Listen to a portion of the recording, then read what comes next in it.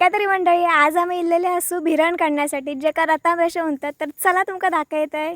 कोकणातील रम्य सुंदर संध्याकाळी आम्ही गेलेलो आमच्या शेताच्या वावरामध्ये कोकम काढण्यासाठीच, म्हणजेच भिरण रतांबे. तर मंडळी, या भिरणांपासून आपणाक सोला गावतात. तरी सोला मिळवण्यामागे खूप मेहनत असता.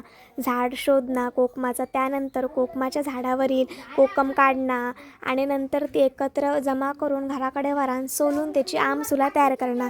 आमसुला विशेष म्हणजे कोकणात प्रामुख्यान मच्छी करताना वापरली जातात.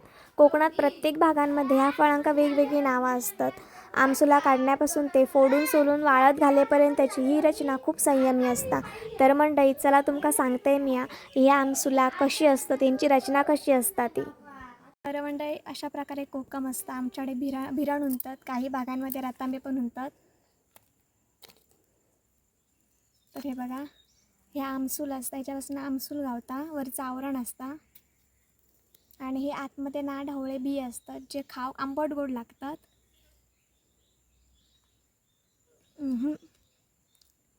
अप्रतिम. आणि ह्याच्यातले बिये काढून सुकवले जातात. मंडळी, पावसाच्या वातावरणात लवकर लवकर पडलेले रतांबे आम्ही एकत्र केलो आणि घराकडे जाऊच्या दिशेने गेलो. आमसुलांसाठी रतांबे तर आम्ही एकत्र करून गोळा करून घरी तर घेऊन गेलेलो, पण त्याची पुढची रचना म्हणजे खूप मोठी असते. ती म्हणजे आमसुला तयार करणं. लवकरच म्हणजे आपण भेटाया नवीन एक व्हिडिओ घेऊन, जो की आमसुला तयार करतानाचा असतो.